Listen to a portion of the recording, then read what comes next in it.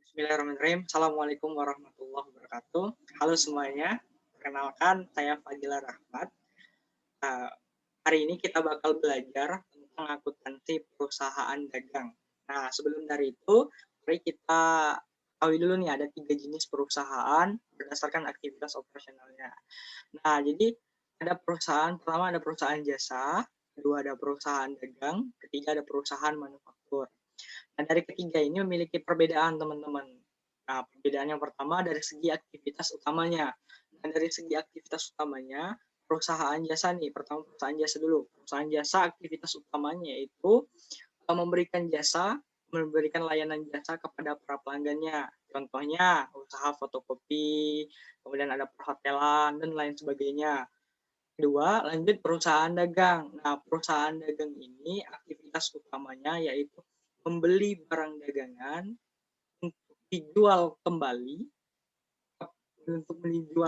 tanpa merubah bentuk barang tersebut. Nah, contohnya banyak seperti Alfamart, Indomaret, dan lain sebagainya ya untuk perusahaan dagang. Nah, ketiga perusahaan manufaktur. Nah, aktivitas utama perusahaan manufaktur yaitu uh, membeli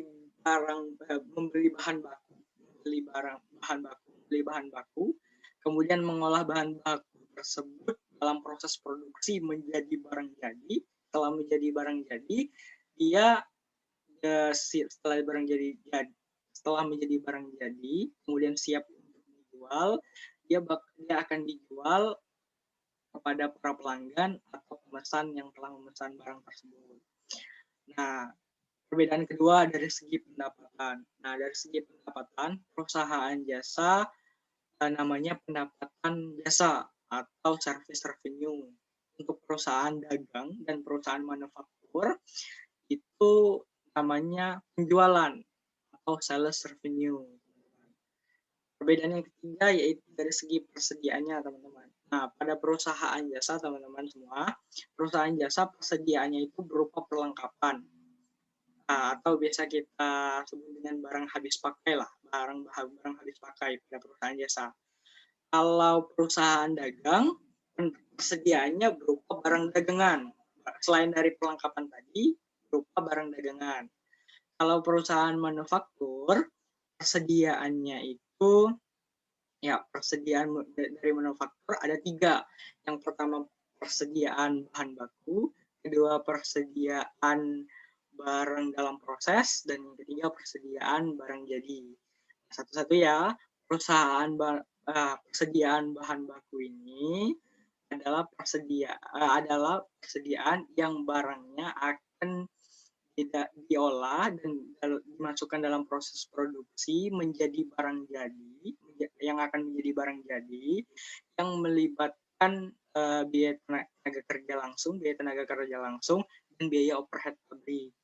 Sedangkan biaya persediaan dalam proses, ya, yang kedua, persediaan dalam proses itu adalah persediaan yang barang yang belum selesai ya, barang yang belum selesai pada akhir periode, sedangkan perusahaan sudah menyusun laporan keuangan dan barang tersebut sudah menyerap biaya produksi dan barang tersebut akan dilanjutkan pengerjaannya pada periode yang akan datang dan kembali menyerap biaya produksi. Yang ketiga, persediaan barang jadi. Nah, persediaan barang jadi ini adalah persediaan akhir ya, bukan persediaan akhir ya, persediaan yang telah selesai dan siap untuk dijual kepada para pelanggan atau diserahkan kepada para pemesan. Nah, yang keempat perbedaannya dari segi beban. Nah, dari segi beban ini kalau perusahaan jasa, beban itu berupa beban operasi. Kalau dari perusahaan dagang dan manufaktur itu bebannya berupa harga pokok penjualan, dan beban operasi lain berupa beban penjualan dan beban administrasi dan umum. Nah, selain dari keempat tadi, teman-teman, ada perbedaan dari segi perhitungan dan penyajian laba dari ketiga perusahaan ini. Nah, untuk perusahaan jasa, penyajian labanya menggunakan format single step, di mana pendapatan langsung dikurangkan dengan beban. dapatlah laba atau rugi. Kalau perusahaan dagang dan manufaktur menggunakan multiple step, menggunakan format multiple step, di mana ya sales bukan pendapatan, tapi jadi sales atau penjualan, di mana penjualan dikurangkan dengan cost of goods sold atau harga pokok penjualan dikurangkan dengan itu, maka didapatlah laba kotor.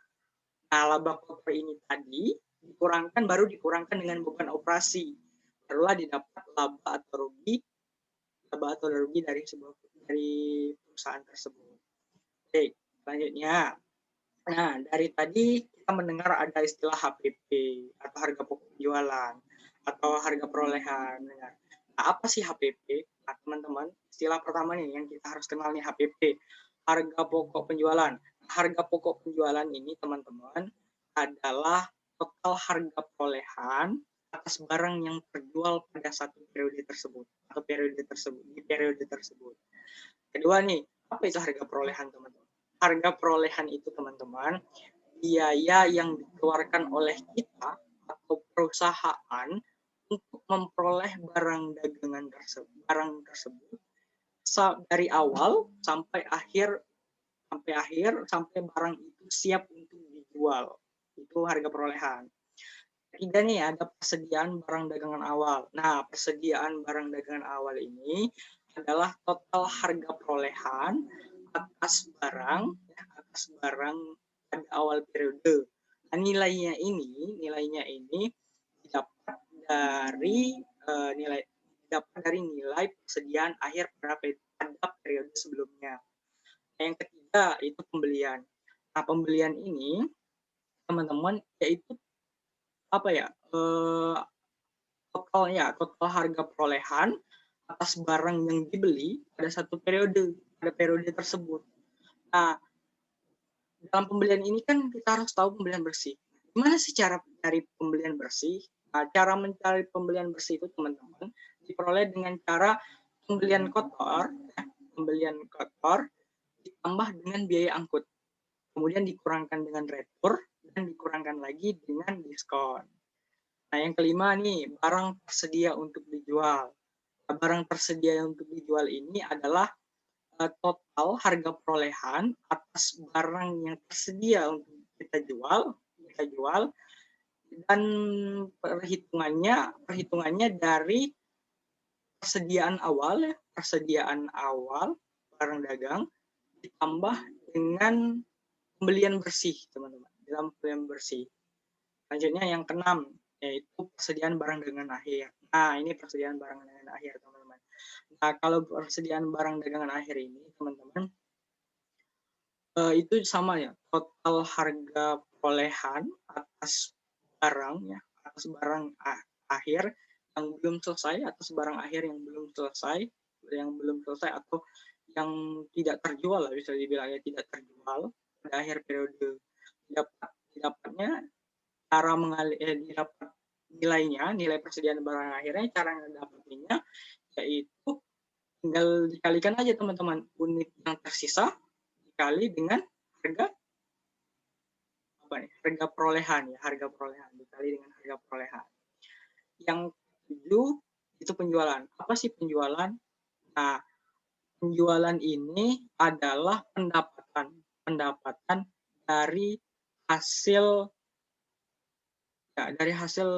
penjualan barang pada satu periode tersebut. Nah, di akuntansi perusahaan dagang, teman-teman, ada menganut dua sistem pencatatan. Pertama perpetual, kedua periode. Nah, di metode perpetual ini, sistem pencatatan perpetual ini adalah sistem pencatatan di mana setiap transaksi yang berkaitan atau berhubungan dengan persediaan, maka dia akan dicatat di kartu persediaan. Mencatatnya di kartu persediaan. Sedangkan di sistem periodik, dia sistem pencatatan yang setiap akhir periode melakukan penghitungan fisik, teman-teman. Sehingga dia bakal nanti di akhir periode bakal melakukan penyesuaian karena dia melakukan penghitungan fisik. Dan penghitungan fisiknya didapat dengan cara mengalihkan unit yang tersisa ya, unit yang tersisa dikali dengan harga pokok penjualan. Itu untuk sistem pencatatan. Dan lebih lengkapnya nanti kita akan bahas pada materi tentang inventory ya teman-teman. Nah, terakhir nih, dia ada biaya pengiriman. Nah, di biaya pengirimannya ada dua. Ada FOB shipping point dan ada FOB destination point. Nah, pada biaya pengiriman ini, untuk FOB shipping point sendiri teman-teman, FOB shipping point ini adalah biaya pengiriman yang tanggung jawab si penjual itu telah selesai pada saat barang tersebut berada di gudang penjual. Artinya biaya pengirimannya ditanggung oleh si pembeli. Nah, berbeda dengan FOB destination point. Kalau FOB destination point, tanggung jawab si penjual selesai ketika barang tersebut sampai pada gudang pembeli. Artinya biaya pengirimannya ditanggung oleh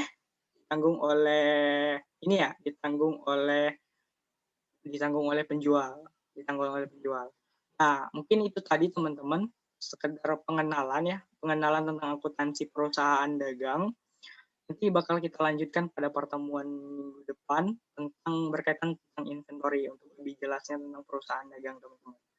Oke, terima kasih yang telah menonton. Jangan lupa subscribe channel kelas kami. Semoga bermanfaat. Saya akhiri, assalamualaikum warahmatullahi wabarakatuh.